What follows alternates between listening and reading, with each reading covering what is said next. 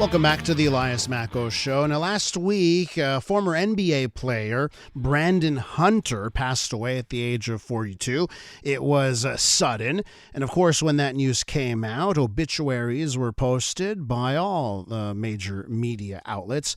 But there was one that garnered a lot of attention. Over at MSN.com, they published a story about Brandon Hunter's death, and the headline was, "Brandon Hunter, Useless at 42. That was the story that was published. It went on to have other very, very curious sentences in the story. It described Hunter as a former NBA participant who was handed away on the age of 42.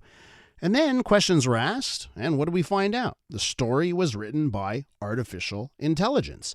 And it's not the first time that MSN has been under fire for content that they have published using artificial intelligence. You may remember, it was not too long ago, it was last month in fact, that they wrote a travel story about places to visit when you're on vacation in Ottawa. And one of the places that was listed was the Ottawa Food Bank. Again, another article from MSN. So what's happening here? Let's go to Ashkan Karbasfrooshan. He's the founder of WatchMojo, one of YouTube's most popular channels, and he's on the line. Hi, Ash. Welcome back.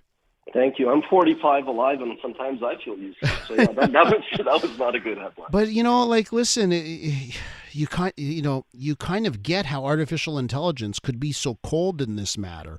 What I don't understand is how any company, self-respecting media company, could just hand over the reins to artificial intelligence without any editorial oversight. What do you think's happening here?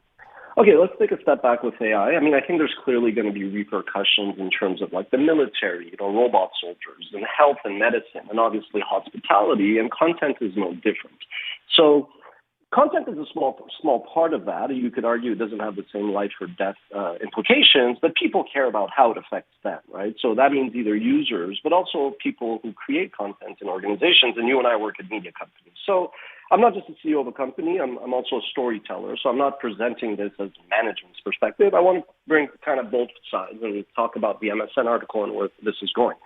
Storytellers were fickle, right? We like to think that everything we write and publish and produce is so original, witty, and unique, but the reality is that there's always things that are inspired by other things. Think of Led Zeppelin. Many people have been accused of ripping off from them, but they themselves were inspired by, many black musicians like Robert Johnson and others. So what AI is doing is effectively that, right? It's inputting previous stuff to come up with new stuff. And like anything else, there is a little bit of technology that is new. It's not as good as it could be, and the results are hilarious and sad. And so what is happening here at MSN?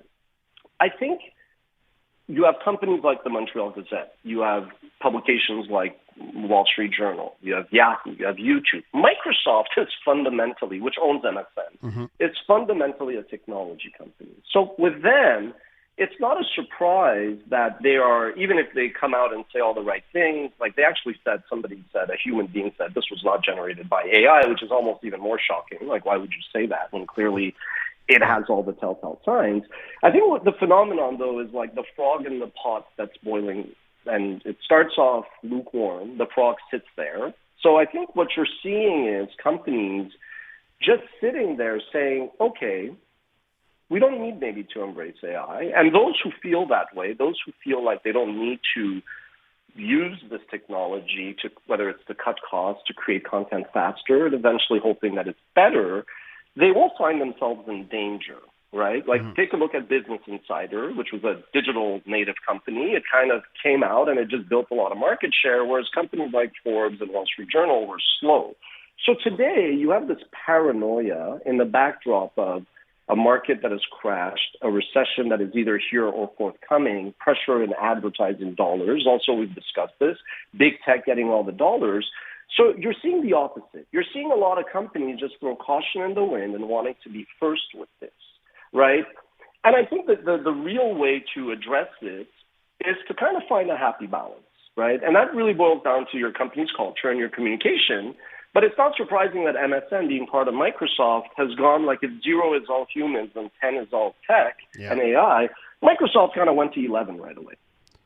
So let me ask you it this way, right? Because I understand using artificial intelligence as a tool. I don't understand using it without human oversight, editorial oversight here. So what do you think happened here in these instances, the food bank story and the obituary here? Well, those are two very different types of content. So it's like Animal Farm. Travel is different. Let's set that aside. I think there's been this kind of focus to be first online, to get the traffic, whether it's search engine referrals, whether it's to be shared on social media. And obituaries, which again, I know we're known for top tens, but in an earlier era of our existence, we did a lot of obituaries and we would prepare them. And that's widely known in all industries. CNN, you've heard the horror stories with some of the accidental publishes. My guess is, again, that MSN wanting to rely more on technology and less on people, which, again, working from home, rising wages. I'm not defending this, but they're like, okay, if we could use more technology, why not? It's the wrong approach to go fully. I think they figure that, okay, the AI will get it out there, the URL, the web address will get created, this will get indexed, and then we could review it later. It's the wrong approach, but it's just unfortunately this downward spiral that the web has created where if you're not first, you're not going to get the traffic and you're left with nothing. So it's just, it'll be a mistake. And if they were let's say they were at 9 on 10, they'll scale back to 7 and say, look, for obituaries, it's insensitive. We really got to make sure that an editor gets pinged and reviews it. But, it's easier to ask, what is the saying? It's easier to ask for forgiveness than permission. You'll see more of this. Well, can I ask you at WatchMojo, Sure. and you guys have been so successful and you top 10 lists, and I can imagine artificial intelligence, boy, it could be useful if you ask AI, hey, give us the 10 movies we should be focused on that do this, right? Have you been using AI at WatchMojo? So because I'm a storyteller, and again, we're very purists compared to many others, we've been very hesitant. I think what we've done is we've said, look, we got to get employees to learn about the technology and see if there's ways that it can help them. In no way do I view AI as like a replacement, because then you get, sure, a lot of quantity and very rapidly, but the quality is going to suffer. And we've seen our competitors, because they lose money or because they want to just cut costs, we've seen a lot of different, broadly speaking, competitors embrace it a bit blindly. But at the same time, I told my team, I'm like, look, if we are like typewriters, we're purists, if we don't at least embrace and understand the technology, we will be left behind. But again, we may start at a 2 on 10 to research, maybe a 1 on 10 for like writing, because we don't think the AI should generate the content.